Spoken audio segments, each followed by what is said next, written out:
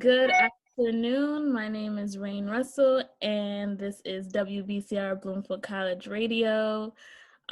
Today, I will be representing Nkululeko, a nonprofit organization that works to help underprivileged students in South Africa advance educationally from grades 8 through 12 to get into university.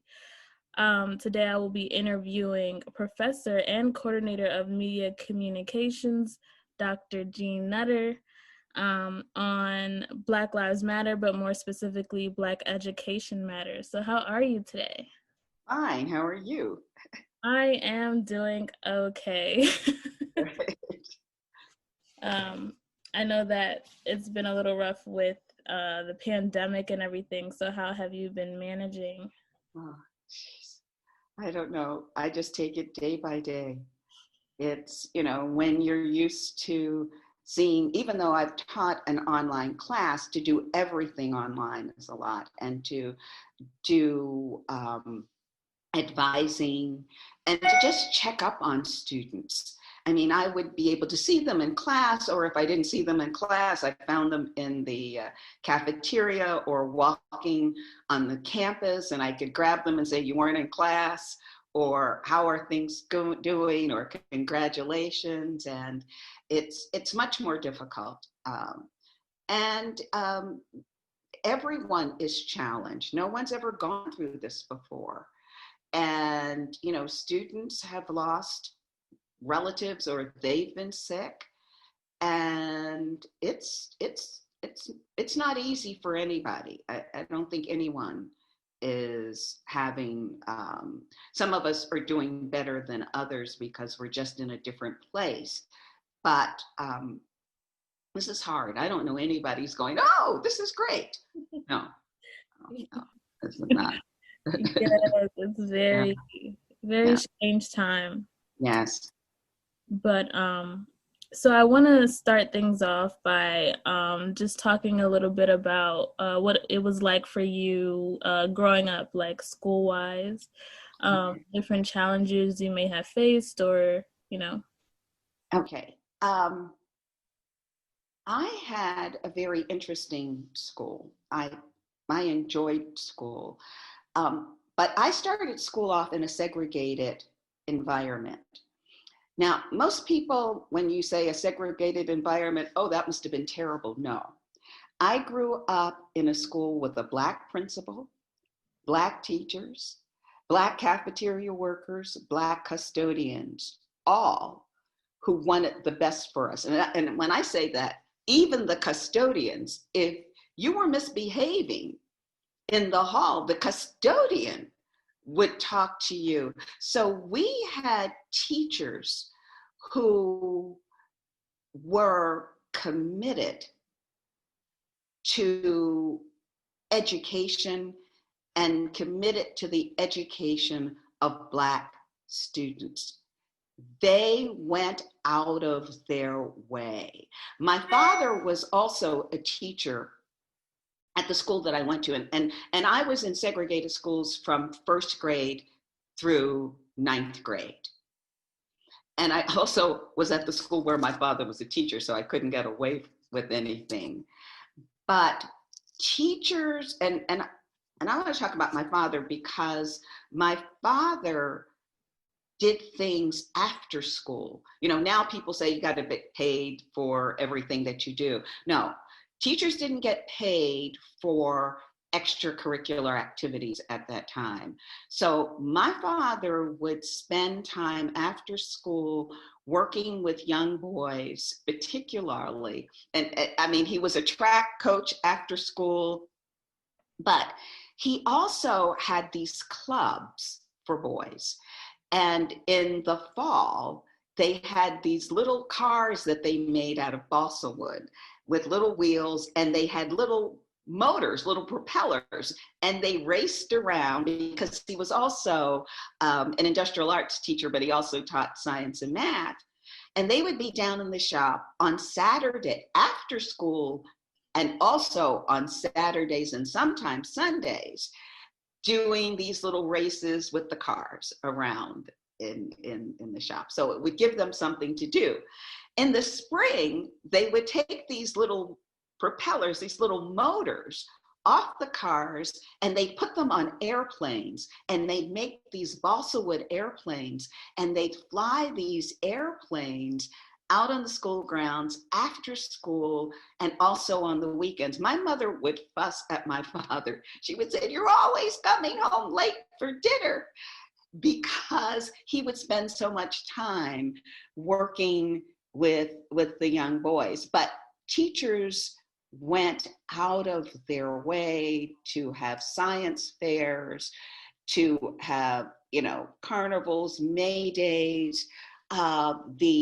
They engaged with parents. Parents did things that parents made costumes for events. They had cupcakes and sold things. So even though we were segregated, we had a joyous time. And my friends who were in my age range who went to segregated schools, we often talk about, yes, it was segregated. Maybe we didn't have some of the equipment that some of the white schools had, but the teachers loved us. And the principals loved us. And I'm going, the cafeteria workers might have been stingy with some of the food they gave us, but they still loved us. But everybody sort of functioned as a family. And I was fortunate to grow up in an educational system like that. Well, then I moved to an integrated high school, or desegregated high school, as people want to say. And I was fortunate in that school because I didn't run into a lot of bias from teachers. Those African-American, my African-American schoolmates ended up being rather successful. In fact, the head majorette of my high school at one point was a friend of mine, and she was African American, okay? I was selected to, this was connected with the school, but sort of outside of the school, there was a program called the American Field Service, AFS. And I was an exchange student to Germany for a summer when I was in high school. I was in plays. Now, here's where it gets sticky. I was interested in theater, and I was in plays, but there were only certain roles I could play. They weren't going to be that, there was not going to be a romantic situation with me and a white boy. That just was not going to happen at that time. But recently, I think it was in the past 3 years, maybe about 3 years ago, I was contacted by the school because they put me in the school in the Hall of Fame. So there's a little plaque with my name, and I was selected for the Hall of Fame for the school. So I was pretty fortunate that in high school,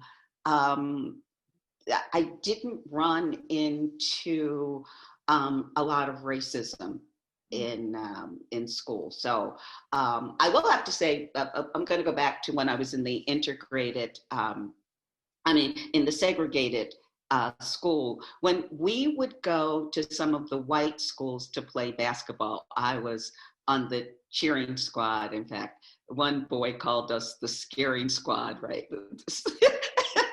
Teacher, but anyway, we were on the cheering squad. And I remember being in the bus and white students calling us names, calling us the N-word and that kind of thing. But as long as we were in our own place, in our own school, no. And so that was basically I was fortunate. I was very fortunate in my education.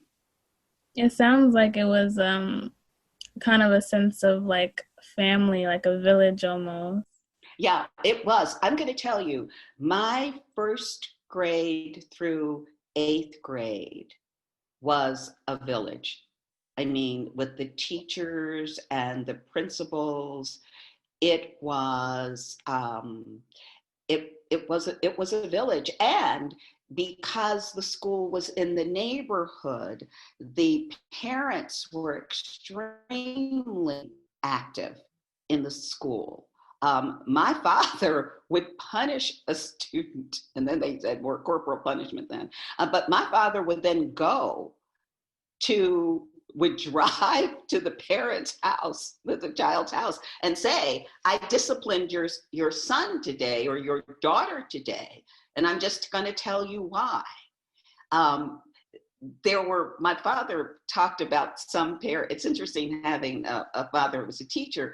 My father would use this term about some parents jumping bad. That means that some parents did not accept that easily. That, you disciplined my child, how dare you do that? But that was rare. Most parents would say, thank you, Mr. Nutter, we'll deal with them later today. So it was, all the teachers sort of did that.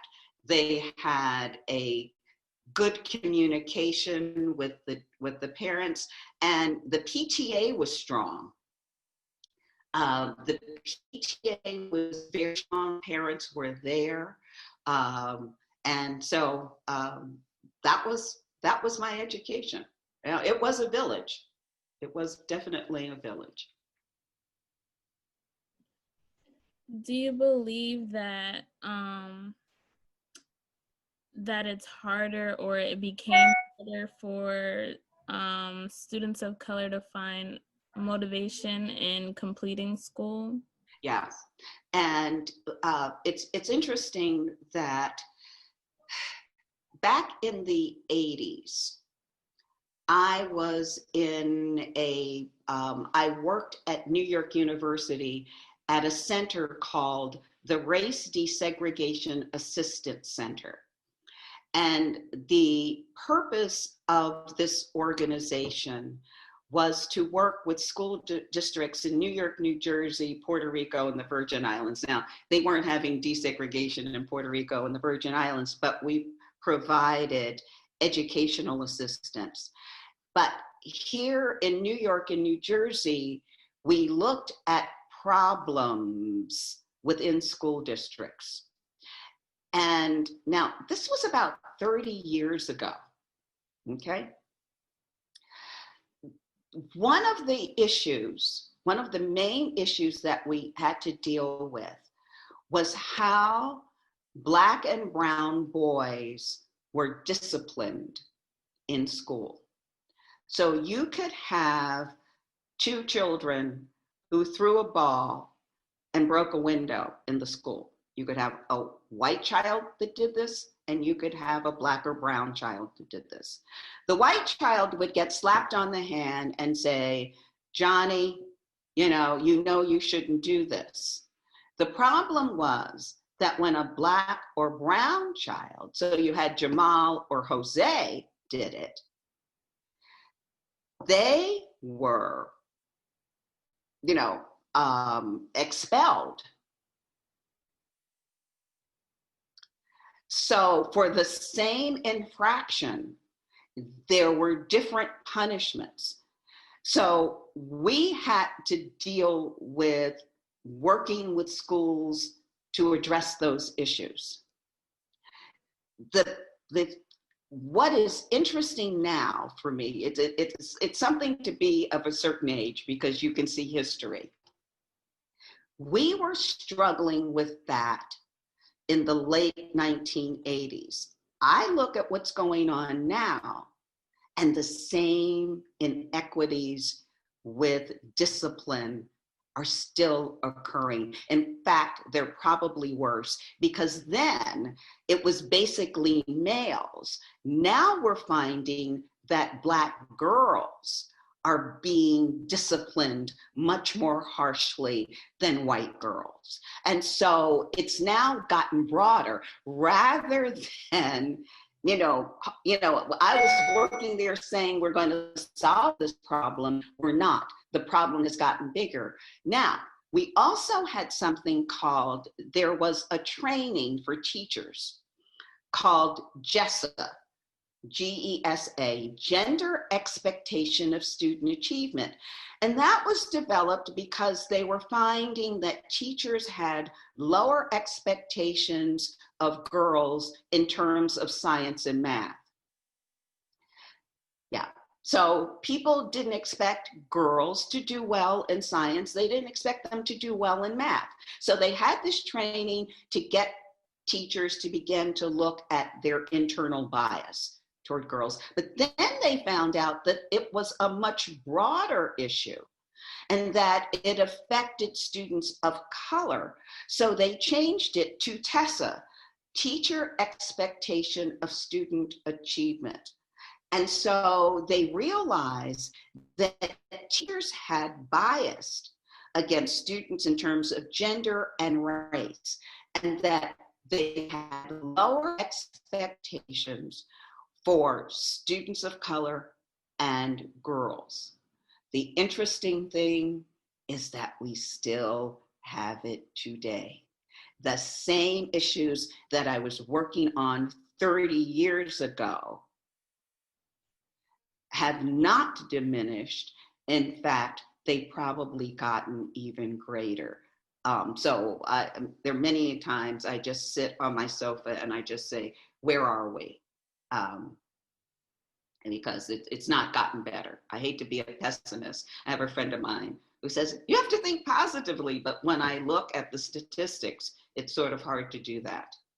Yeah, definitely. And it's interesting too because in South Africa it's the same, they have Mm-hmm. the same issues that we have. It's just Mm-hmm. that I would think over there it's a lot more harsh. Yeah. Um, we're able to kind of navigate it a little bit differently, but Mm-hmm. it doesn't matter where you are. Yeah. It's still the Well, same. it does. And I've been to Grahamstown, uh, where Nkululeko is. And I've been to other places in South Africa and Namibia. And, you see some of the colonialism, it's the same thing here or there. We had the segregation of the races and disproportionate number of the way people are treated. So. Yes. Um, so I do want to ask, in your time of educating, do you think that people have a hard time um, connecting with teachers, and or have you ever had a hard time connecting with professors or anything? Um, I didn't have problems connecting with, you mean as a student in Yeah, college or yeah, connect? No, I didn't. In college, I did find there was bias at sometimes. I mean, I was successful in college and I was active in college, and but you could see, I was in a turbulent time when I was in college, but I have not had a problem connecting with my students because I look like a lot of my students, and students that I don't look like, I have spent time studying issues relating to them. My time at NYU was invaluable to look at biases, and everyone has biases, which, so sometimes I'd look and go, oh gee, wait a minute, check yourself on that. One of the things that can be an issue is that role models are really important. Having role models for success, and especially on the college level, to see someone who has been successful and they can talk to you about their challenges. I'll have to tell you something. When I graduated from the University of Cincinnati and got my master's, it was a time when um, television stations were looking for more diversity in their reporters.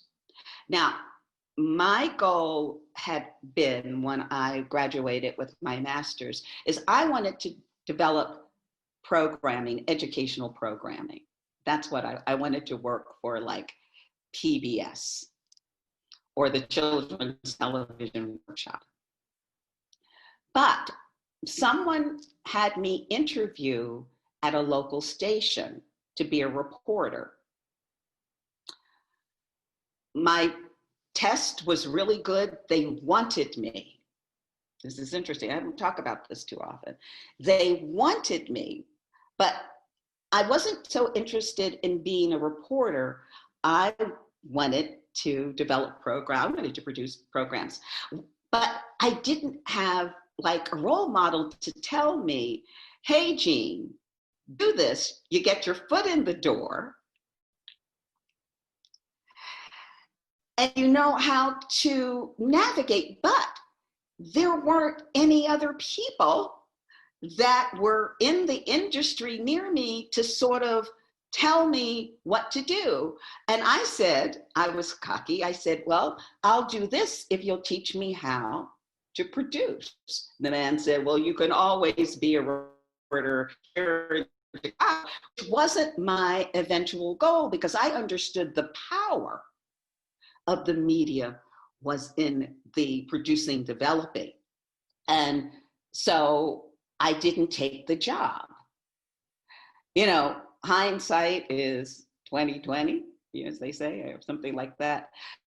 If I had known by getting in my foot in the door, but again, this is where you have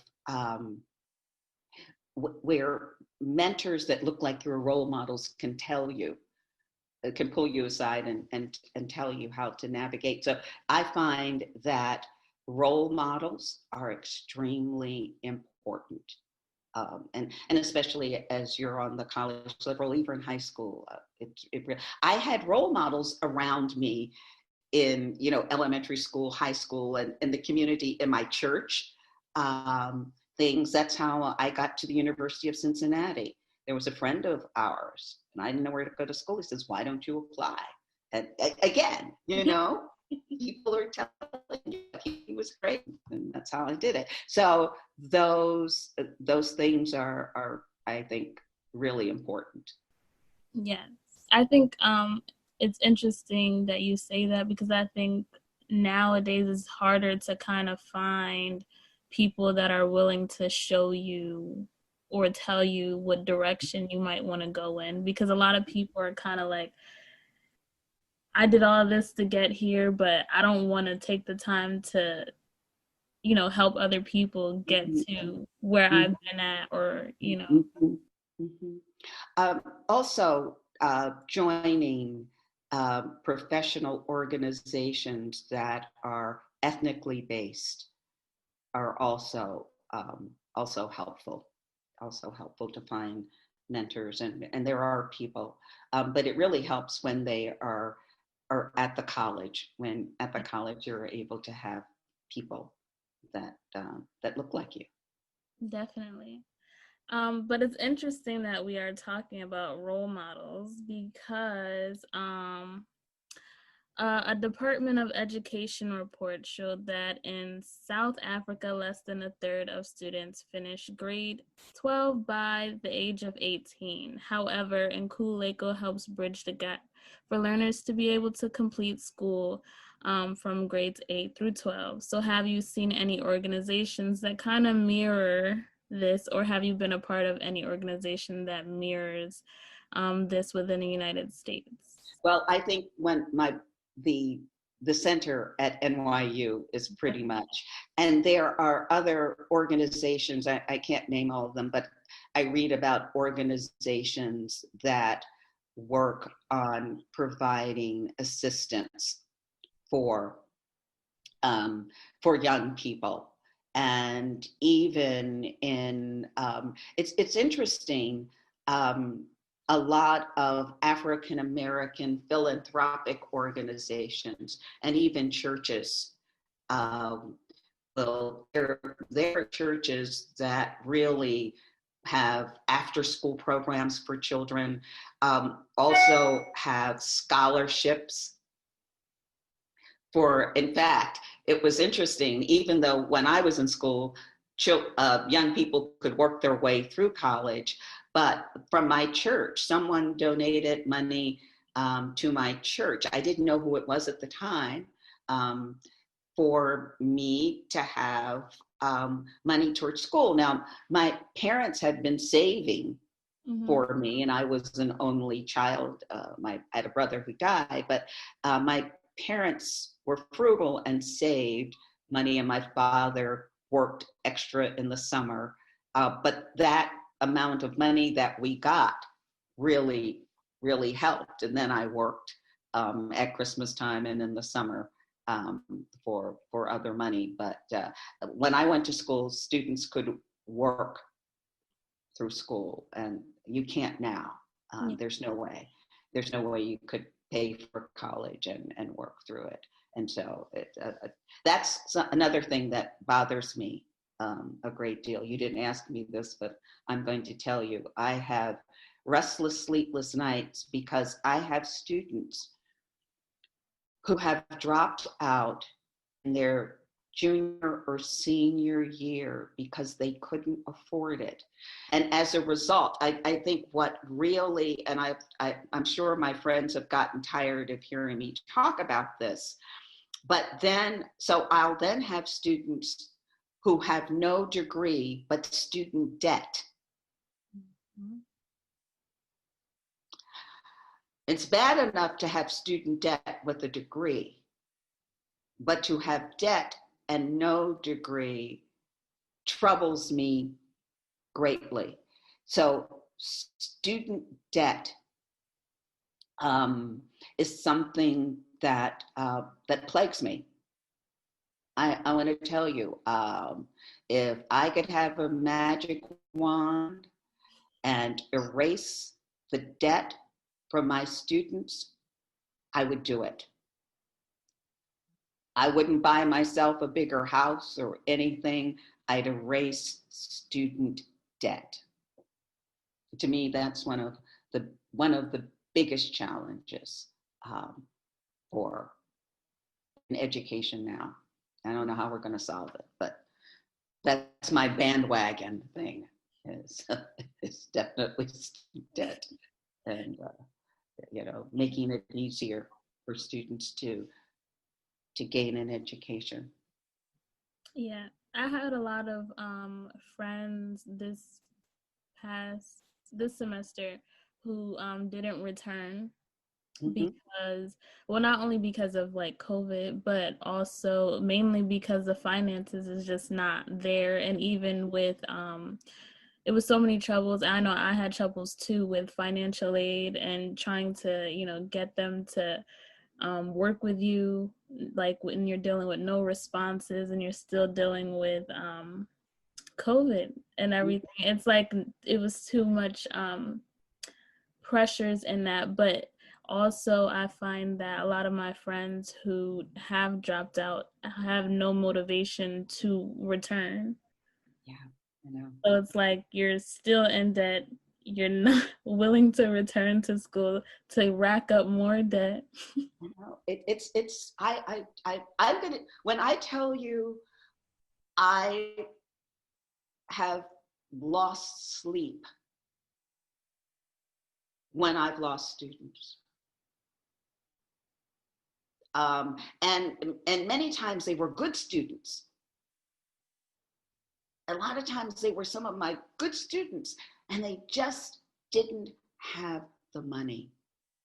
And I don't know what's happened to them. I don't know whether they went to other schools or what happened, but the United States has to do something. I mean, there's a lot of discussion about the fact that the cost of education is just just too high. And anyway. Yeah. But how do you think that students of color specifically, or just students with lack of resources, have been handling the recent change as far as the pandemic goes? How do you think many students are doing? I don't think a lot of students are doing well. In fact, I mean, if I'm stressed and I have food, adequate food and housing, and I have a job, okay? So yes, I have stress, but I'm able to manage it. And even that, I'm telling you, thank goodness for Thanksgiving and Christmas, right? It's like, um, but I don't know how many of my students are managing. Number one, thank goodness 9 years ago, I instituted the iPad into our curriculum.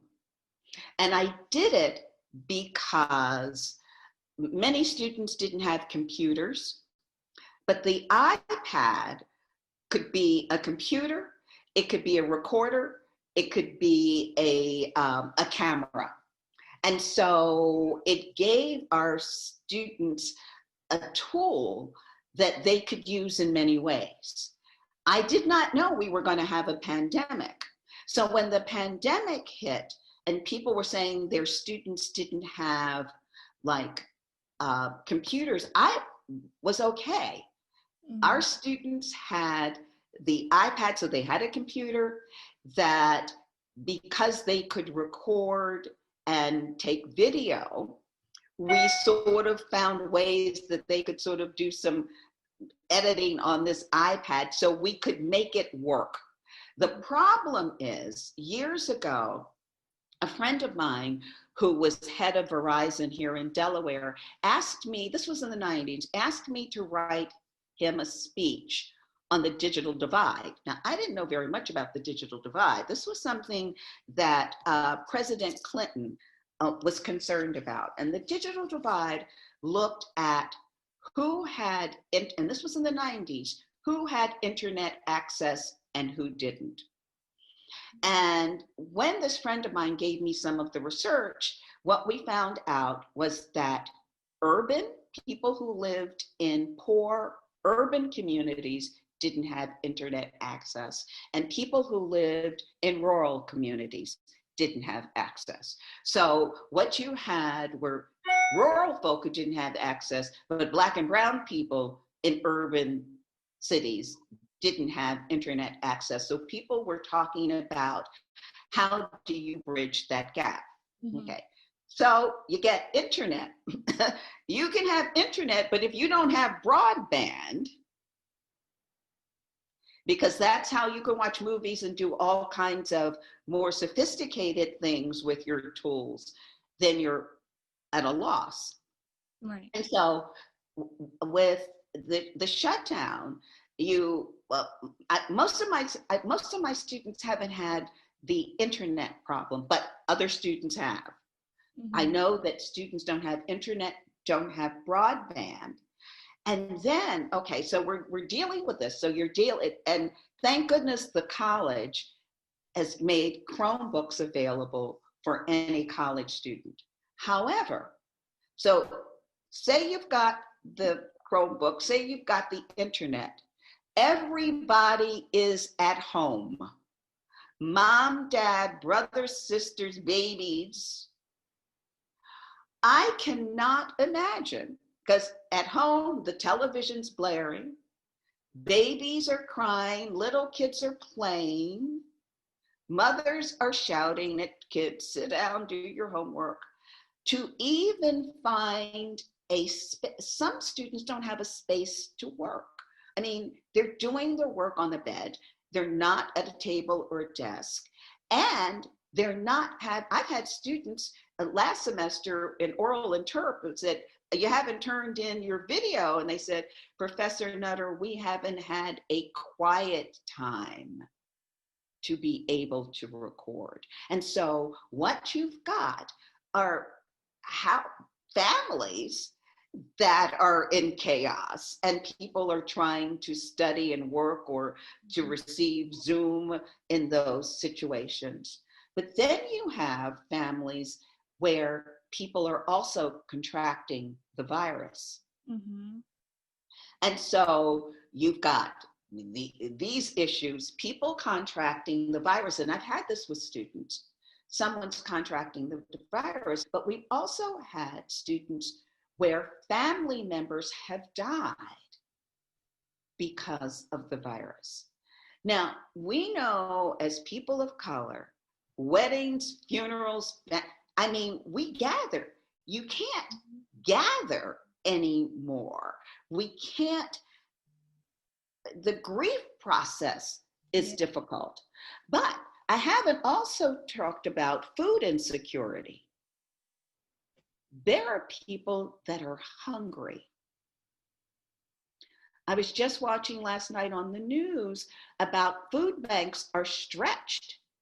They're afraid they're running out of food. I know I have students that don't have adequate food. Mm-hmm. I also have students, because of the financial situation, are having to, they always had to work, but now they're having to work 2 jobs. I don't know how students are working the long hours they have and how they can still get their work done. And some of them are not, because they can't do it. They have to do all this hard work to put food on the table and to pay for college. Mm-hmm. And then they don't have the time to study or be attentive for college. I'm going to tell you, I don't know how some of the students are making it, because of the issues are insurmountable. I have a student now who lost a family member. He's been struggling. And so there are a lot of students who are struggling for a lot of different reasons, mm-hmm. a lot of different reasons. And I don't know how they're making it. I really don't. And sometimes students will tell you, and sometimes I think they're ashamed to tell you, even though you say, and I'm somebody that, students know they can call me anytime. 7 days a week, students contact me. Sundays, students call me. Saturday night, students contact me. But sometimes students still won't let me know how they're hurting or whether they're hurting. So it's rough. This is not easy. This is not easy. With knowing that, like, a lot of students are going through different things, how does that change, or does it change the way that you try and support or help them? Yeah, I do. Yeah. I've given students, if students come to me and say, Professor Nutter, I can't get certain things done because of such an, I have to give them some leeway. These are not normal times. I've had to make adjustments. I'm human, and I've made adjustments. With the pandemic, especially, I know many different organizations have been, and even at Bloomfield, I know I spoke with Dr. Evans about different resources and what else? Different avenues that they put in place for teaching, or trying to get teachers who haven't or are not tech savvy, getting them the help that they need, and also trying to make sure that a lot of students, especially the freshman students that had came, the different resources that they will need to try and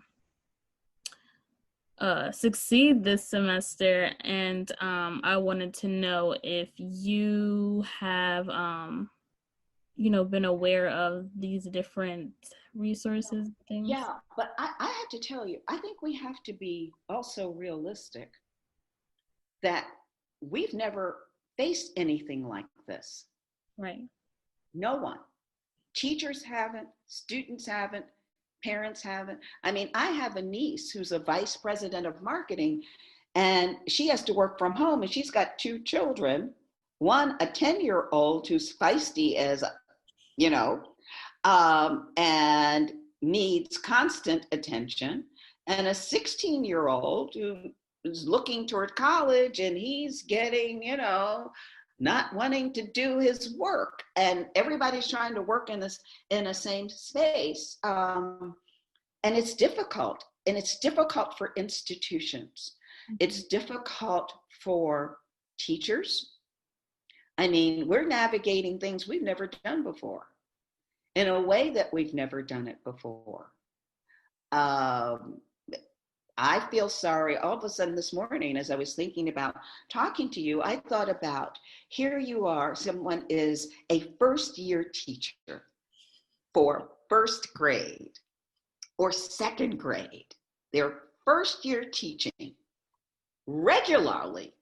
They're thinking they're going to be teaching. And I'm going to tell you, there's a learning curve for first, second, third year teachers. And it takes a while to get your sea legs about teaching.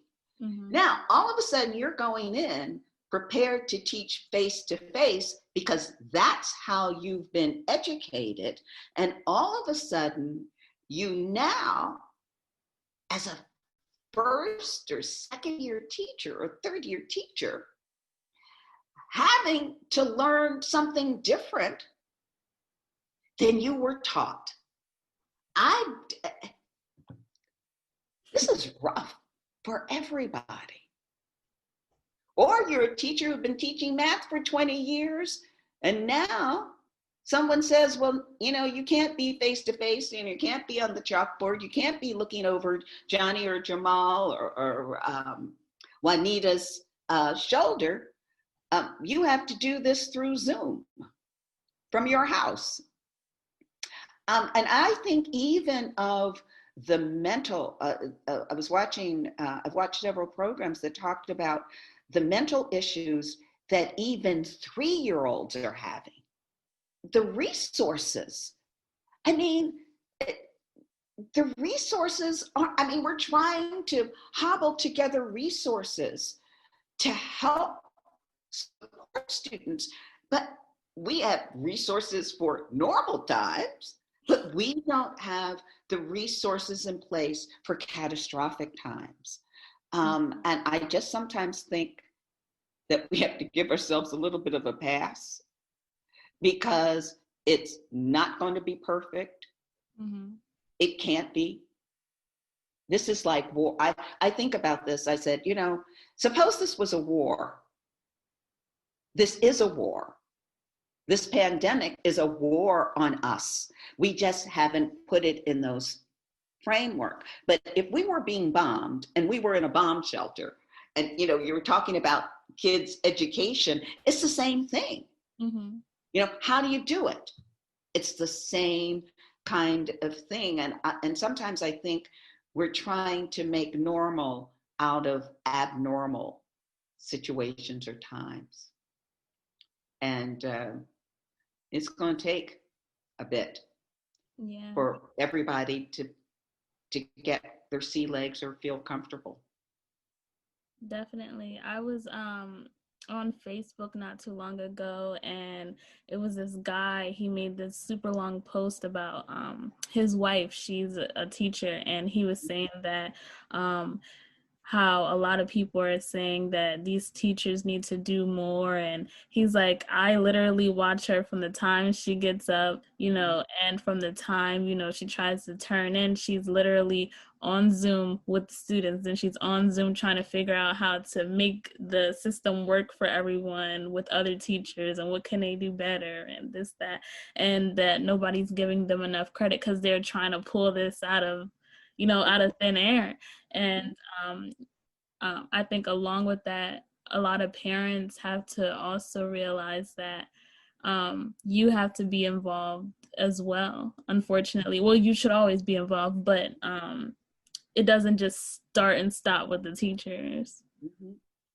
But what is difficult is that if you're trying to do your work at the same time your child is doing their work in the next room or on the other side, it's hard to help them at the same time.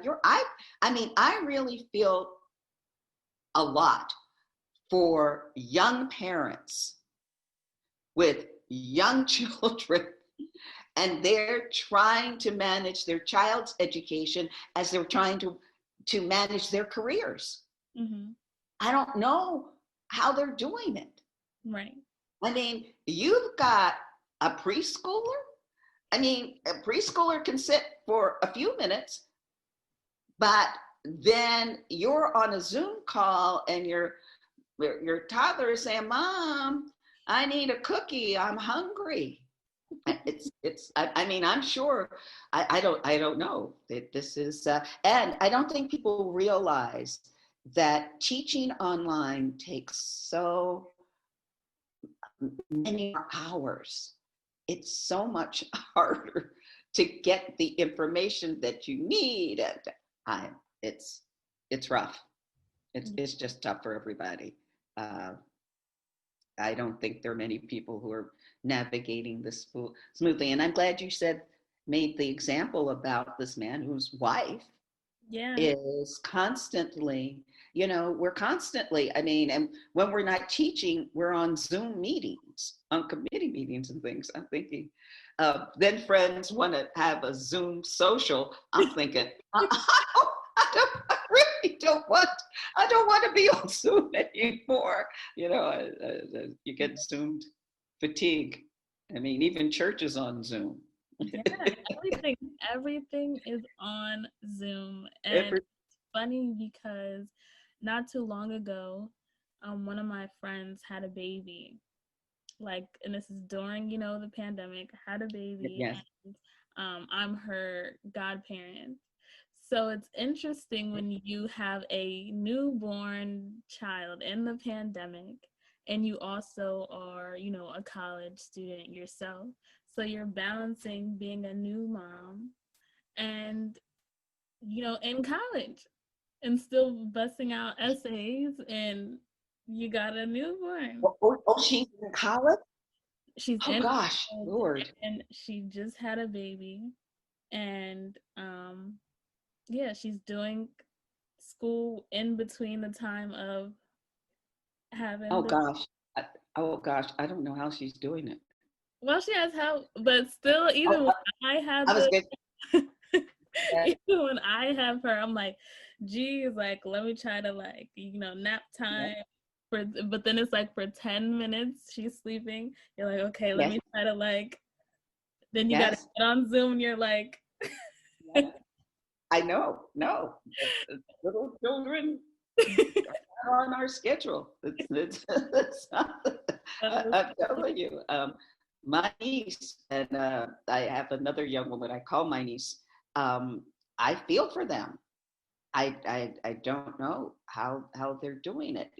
They're in their careers and they're in their 40s, and that's the height of a lot of their careers. And you've got young children, and it doesn't it doesn't stop. It doesn't stop.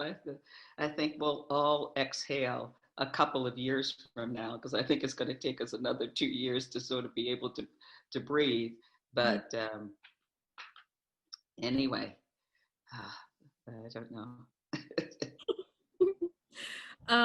But overall, how do you think school systems need to improve as a whole? This is both could be answered, I guess virtually now, and in general, for students of color specifically. Um, for students of color, until schools deal with systemic racism. Some of the issues that I talked about have to deal with systemic racism. So that's one thing. Teacher training is going to change radically, because I do think that, and I'm listening to businesses, and that this pandemic has caused us to do much more online, much more in the digital world. So that we're going to have to prepare. And there's some things that have worked out well digitally that we're being able to do. And so there's going to have to be different teacher training. School districts and state departments of education and, Department of Education are going to have to look at what this pandemic has shown the inequities. Mm-hmm. It really has shown the inequities in education, in healthcare, in employment. And so every area of society is beginning to re-examine itself. Hopefully, we'll make some changes. But as I said, in 30 years of something that I worked on, so I'm hopeful. My friend said, "You got to be positive, Jeanne." And I'm going to try to be positive, and let's hope that we can get it better, because the entire society is going to suffer when people, the society is not educated. And it doesn't mean that everybody has to have a college degree or a PhD, but they have to have a certain level of education to be able to function and to be productive individuals in society. And we have to get it right, or this will be a burden to society if we don't have a trained, an educated workforce, and it's rough. Definitely. I do hope that things do get better, but I guess it's only time will tell kind of situation. But the way things are right now, like, I'm very, very nervous for the near future in terms of graduating, because I am a senior now. Yes. And it's like, I don't know, scary. Yeah, no, it's a scary time to be a college graduate, because there's so many unknowns, and so many institutions in society have changed tremendously. Yeah. So you just have to read a lot and listen to a lot. I read an awful lot of things, different kinds of things, and I watch as many different programs where experts are talking about issues and saying, oh, this is going to change. This might change. The way we do this will change. Yeah. And looking at those kinds of forecasts. Yeah. Now, you really can't afford now to just sit back and say, well, whatever happens. Yeah. No, you really have to listen and watch to see where society seems to be going. Mm-hmm. Because many institutions are forever changed, and that's it's going to be different. New things will prop up, old things will die. Yeah. So, but if you're smart and you think, you learn to be a critical thinker, you begin to look at history and look at contemporary things and say, "Whoops, this looks like it's changing. Mm-hmm. Where is it going? Where is it going now?" You know, Yeah. figure out how to do that. So, Well, I do want to thank you for, speaking with me about, education, and definitely education within people of color, because it's a very complex issue that seems to be progressively worse, I feel, in a lot of ways, but in some cases it's a little bit better. But I am hopeful that things get better and not keep getting worse. no, I do too. So I can sleep. Yes, sleep is important, but it's hard to sleep during times like these. I'm so happy to see you. I mean, this has just been delightful. Again, my name is Rain Russell, and this is WBCR Bloomfield College Radio. I hope that you all learned a lot about Nkululeko, about South Africa, about the United States, about myself, and of course, Dr. Nutter, and more. Thank you guys for tuning in.